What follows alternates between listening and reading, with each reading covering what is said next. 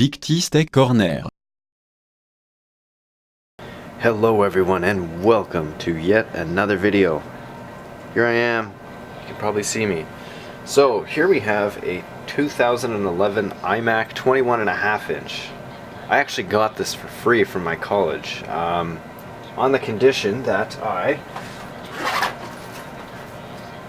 remove and nuke the hard drive, which, long story short, didn't even happen, so I don't know why I took this out. But anyways, what we're going to be doing is seeing why it doesn't work. I was told the screen does not work. Now when I opened it up, the ribbon cable for the screen wasn't even attached. And I got this from the hardware lab at my school. They've actually given me some stuff in the past. Some of it has been on the channel, some of it not, but they're really good about giving me some cool stuff. And they're smart people, so I'm not sure what's really going on, but I do know that this is an i5 with 4 gigs of RAM, at least according to the serial number, and it has the dreaded HD 6770M video card, so that's probably what's actually wrong with this computer, but we're gonna see what we can do. Actually, getting into these things is really easy. You just kind of have to get your fingernails up at the top, and you can literally push out. It's all magnetic. So just like this, feel along there, this piece literally just slides out like that. Easy. Easy. So there are actually a bunch of screws you got to remove all along the bezel. I've already taken them out. There's only 2 screws holding this thing together, just because I was in a rush when I left my school, but I guess you can see there's one screw hole where there's no screw. So for me, it's just going to be 2 screws at the top, and we'll get the screen panel out, and we'll try and put the hard drive back in and see what happens. We're going to connect it all together and just plug it in. I even have the cable for it. You can't really see it, but yeah, we're going to see what happens.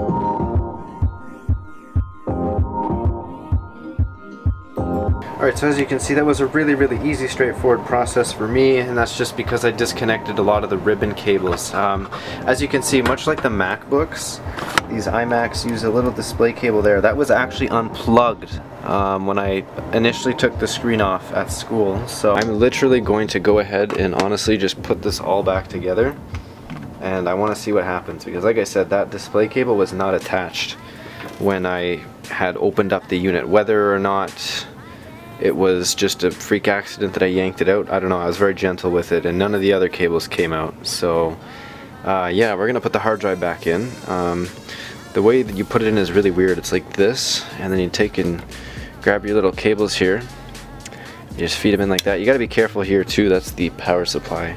That'll give you a pretty good shock if you touch that the wrong way, from what I've heard. So we're just gonna go ahead and fit this back in. It's really easy. I recommend you use a magnetic screwdriver. This one is not, and these screws, they may not even be magnetic actually. I think they are, but I know that this has been a royal pain to take apart because the screws kept falling all over the place. You may have seen me struggle a little bit in that last section, because like quite literally these screws like to just fall and get stuck to different little magnet pieces up along at the top of the chassis there. So yeah, it's a pain in the ass to work on these things. I've never worked on one before. This is honestly the first time I'm really going into it blind. So yeah, I don't know too much about them, but I guess I know how to open one up on a whim. Alrighty, so now we're gonna put the screen back on.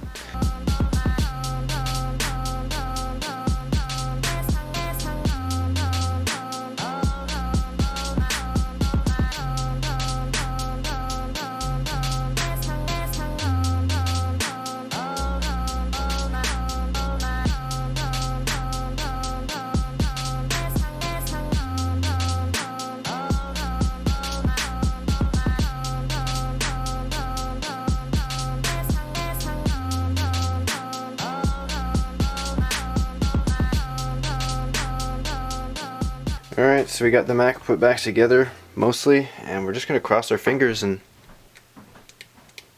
Ooh. Ooh. Absolutely no life out of it. Interesting. Okay. And of course, not more than 2 seconds after I turn the camera off, it fires right up. Oh my goodness. Okay. Wow. The screen turns on too. So I'm wondering if we have a dead graphics card maybe. The screen actually looks to be in decent condition too. The hard drive is making some weird noises though. So I'm not sure if the hard drive's okay. But yeah, I'm gonna let it sit here.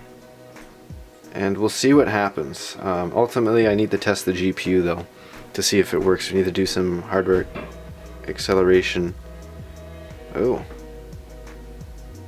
Oh my god, it's booting into Windows. Wow. Okay. So I can see a little bit of bleeding along the LCD here. That's only visible when it's black. Let me see if I can zoom that in for you. You see that little... Yeah, the camera really picks it up right there. That's about the extent of the damage I'm seeing to the LCD. You know, ultimately that's whatever. I don't really care. But wow. If this is literally just a matter of plugging a cable in. Okay, so I got into Windows and it wouldn't pick up the USB drivers or anything, so I couldn't really test it. So I want to see if we can use the almighty Snow Leopard, my favorite Mac OS, and what I would install in this. So yeah, we're gonna go ahead and pop this in and see what happens. Problem number 1. What is this? Okay, so excuse me for being dumb. Here's our problem. 10.6.3 retail. This will not work on this iMac because it's a late 2008. It needs 10.6.8. And even then I think it has to be machine specific. So now we have to do a network boot, which is a lot of fun. So as you can see, we're booting into internet recovery, which is going to take a long time because I have horrible welfare internet. So yeah. Thankfully, I have some Apple keyboards lying around from those 2 G5s that I picked up. Otherwise, we'd have been screwed. Visitors. Oh my god. Cats. Cats. Cats. Oh, we have cats. Oh. Yeah, we do.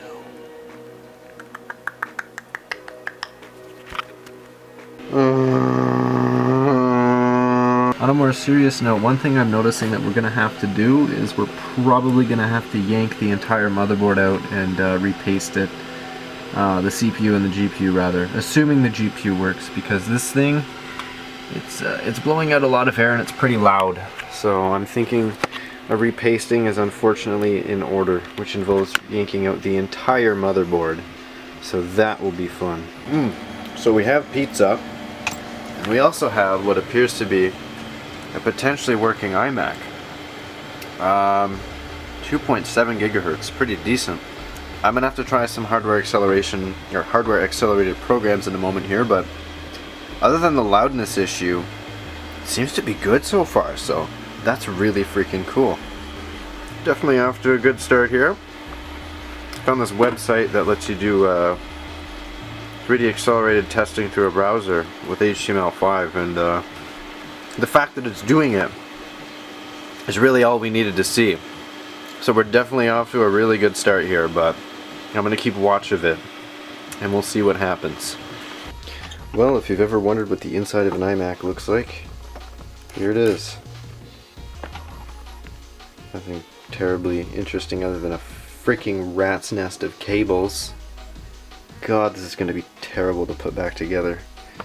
Ay ay ay. Here's the logic board for those interested. Let me see if I can get a good shot of that. See, there you go.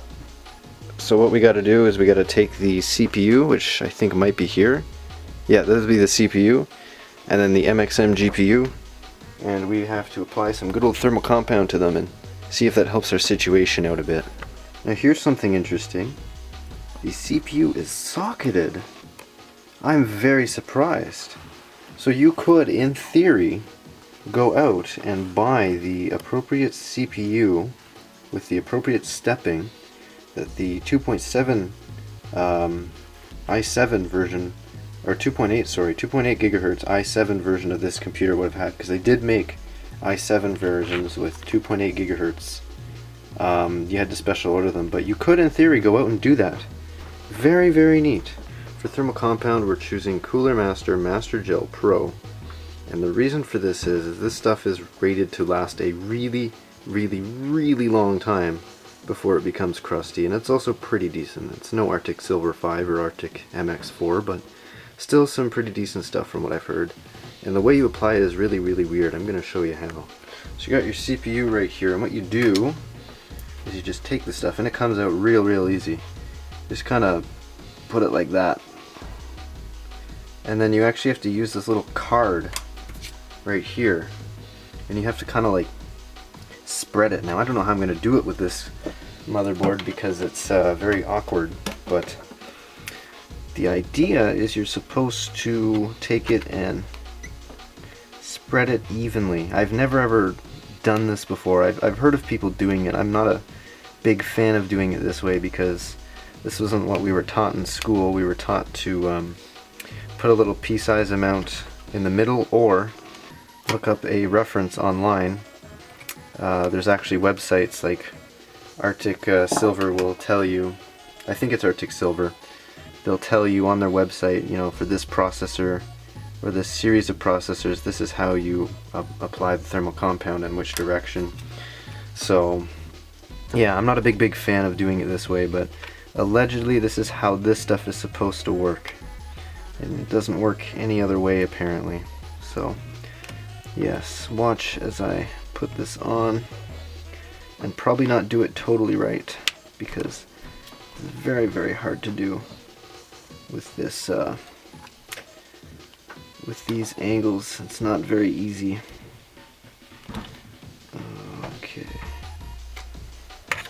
Okay, so both the MXM GPU and the CPU have had thermal compound reapplied, and now we're ready to deal with this rat's nest of a freaking cable disaster.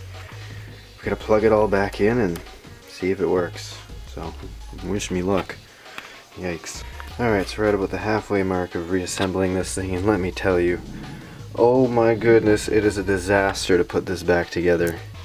It's not quite the way it was when I had it, but it's close enough that it'll do. So yeah, we're just gonna finish putting it back together, and fingers crossed.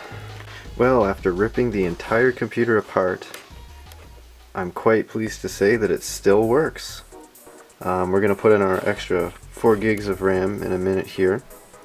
I don't know if I solved the loud fan issue. It seems to be a lot more quiet than it was before, which is a good thing. Still a little loud, but the fan was very, very clogged with dust, so I got rid of all the dust in that, and obviously we reapplied thermal compound to the HD 6770 and the Core i5 2500. So yeah, it seems to be doing quite good right now. We're able to do 3D acceleration without any kernel panics or anything, so yeah, I guess we'll see where this goes. So we're going to install a 750 gigabyte WD Scorpio Black. Normally I would say do an SSD, but I don't really have any lying around. But I really wanted to do this because this is going to greatly improve the airflow. You see up here, point the camera up there, when you have a big hard drive here, it blocks a lot of the airflow that can get through there, whereas with here, you just have this, and you get tons of room for air to come through. So I'm going to put one of these in. I'm actually going to use some double tape back here. I don't really know if it's the best way to do it, but I don't really care. I'm probably going to put an SSD in here down the road, so I'm not too concerned about this. But yeah, let's get straight to that. And just like that, the hard drive is put in. A little questionable how well it's attached there, but it should stay. And I guess worst comes to worst, if we hear a clunk inside the computer while it's running, well, we know what happened. But like I said, I do plan to get an SSD very soon, just not right now. So a 750 gigabyte WD Scorpio Black will be plenty. While reapplying thermal paste to the GPU and the CPU definitely did help our situation, I should note that the constant, very loud fan noise started happening again. So I did some research and I found out that when you replace the hard drive in the 2009 to 2011 iMacs, something goes weird. They don't have the sensor in them or something. It's an Apple thing, of course. And the fans blow at about 5,000 RPM. So I actually used this program called Max Fan Control, and I set the RPM to the HDD fan to just 2,000, and it's fixed. The sound immediately went away, and it's a decent RPM, so that's one way to fix things. And the reason why it was doing that with this hard drive is because it's not an Apple hard drive. This is actually a aftermarket hard drive. So yeah, if you're going to be replacing these with an SSD or something, it should be noted that you'll need to download the software to fix the constant fan noise. Otherwise it sounds like a freaking Boeing 747.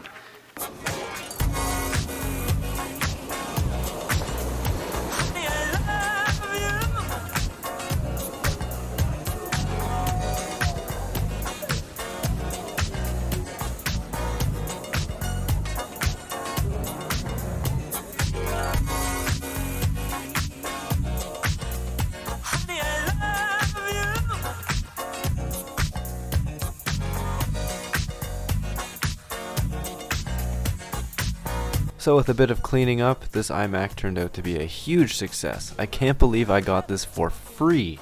I hope you guys enjoyed the video, and let me know what you think of this new style of video where I kind of take you guys along the way with me as my journey unfolds with some new piece of equipment that I've got. Normally I kind of just film things after the fact, but I wanted to see what would happen if I filmed things, as they were happening. So give me some feedback on that. Thanks and have a great day.